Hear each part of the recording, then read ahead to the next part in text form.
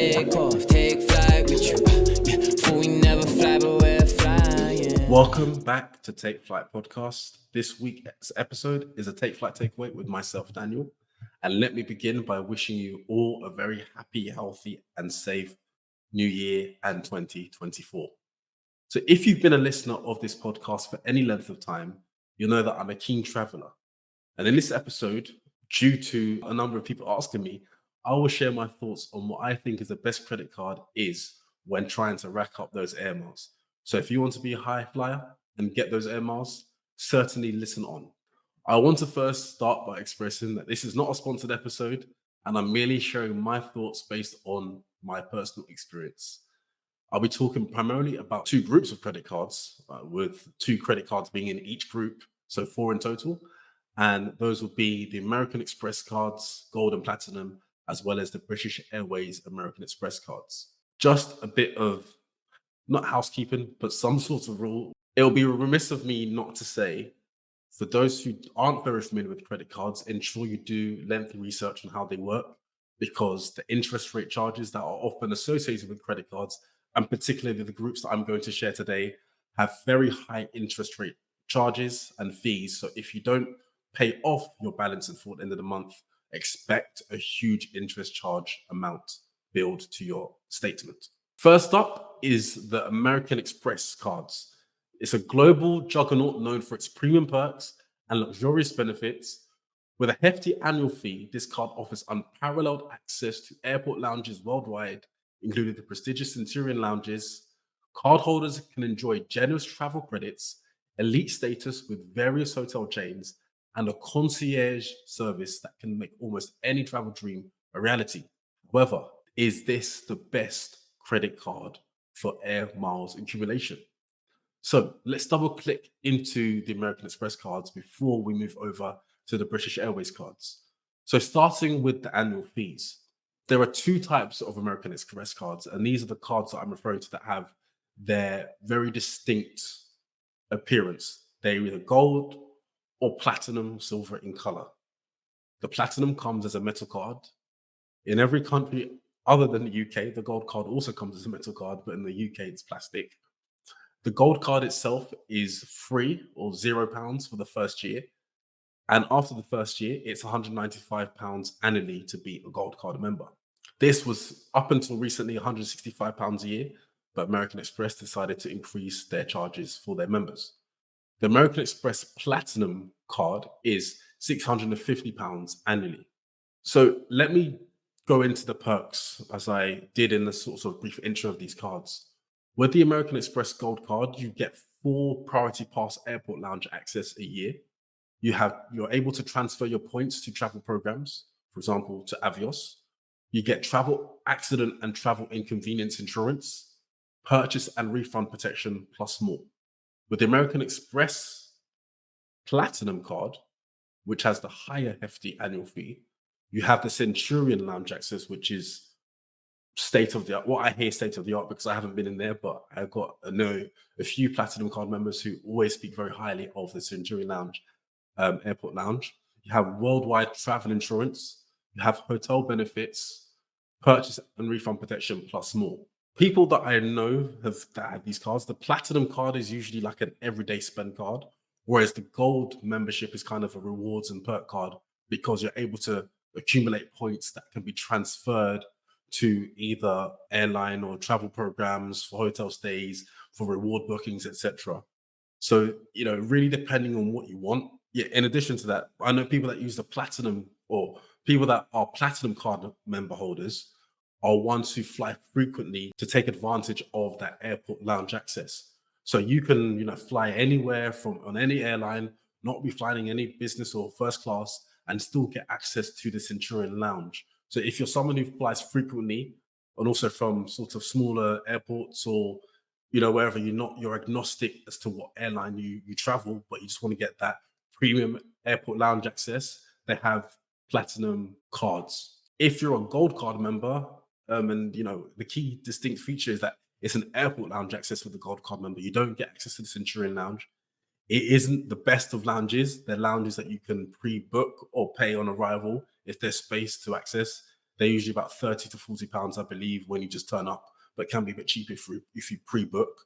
You're you're permitted up to 4 visits per year. So if you're going with someone else, that's essentially one visit is, well, going once with 2 people is essentially 2 visits, 2 of your pass allowances for the year. So it can quickly eclipse if you're not careful, or not even not careful, just on 2 visits with 2 people, it's gone.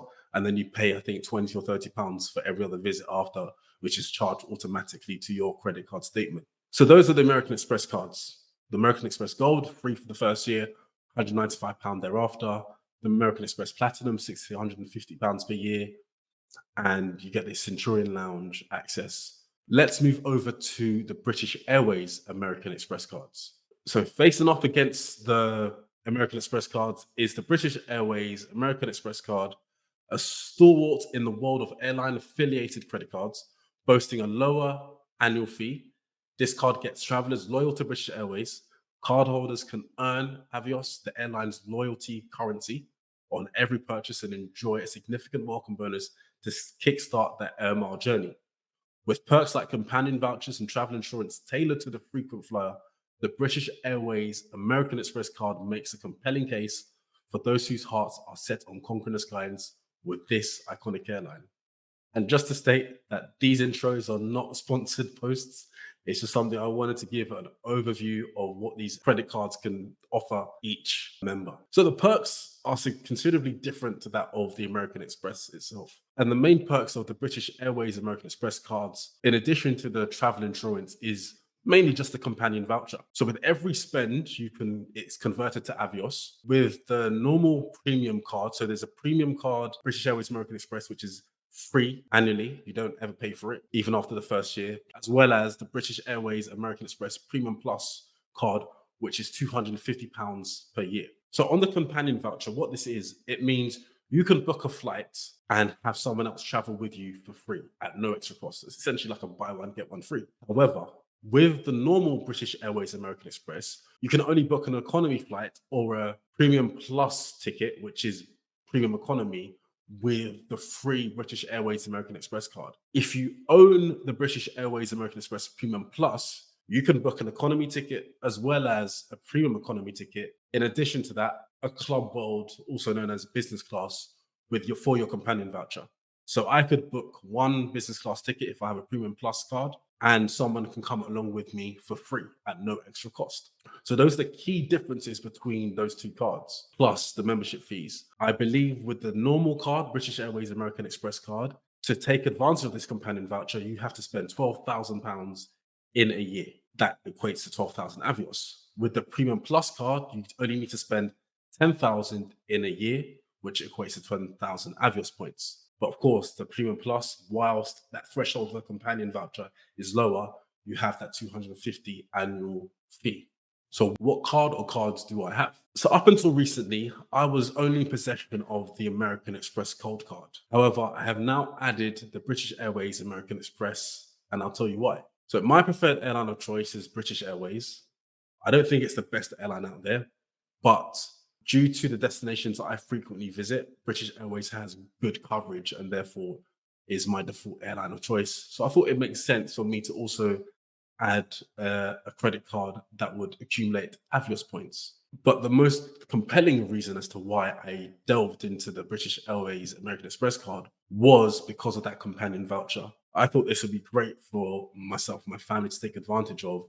And this was a perk that the Amex Gold card doesn't afford us. However, the benefit of still holding an Amex Gold is the fact that I can convert my membership points that I've accumulated over the years into Avios at any time I wish. So I still haven't lost anything when you think about it in that angle, but I just lost the opportunity to take advantage of the companion vouchers. I'll also say that the airport lounge access on the Amex Gold hasn't really been all that I've thought it out to be. It's an airport lounge access, so it's not the airline lounge access, meaning it's not the British Airways lounge, for example. It's just an airport lounge within the airport.